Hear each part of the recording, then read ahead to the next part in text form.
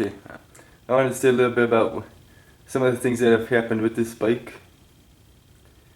Well, you can clearly see that this front fork here is bent. And that's from me one time crashing into a curb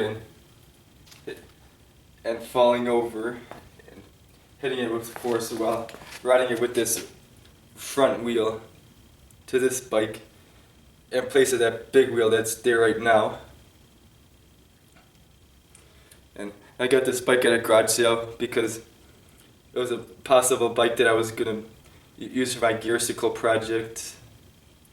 But I ended up using a different bike for it because this one is too small.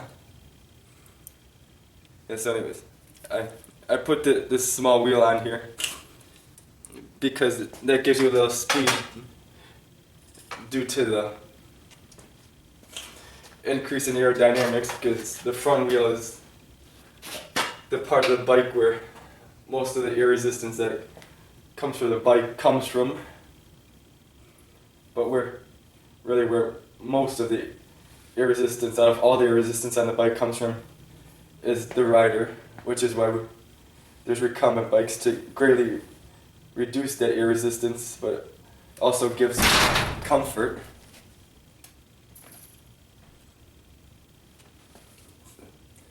And it was an experience crashing into that curb.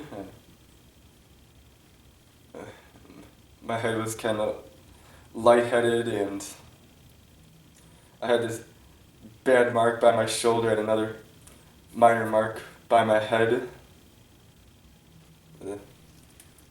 That's what happens when you just mess around with bikes in ways that I do. You get yourself in trouble.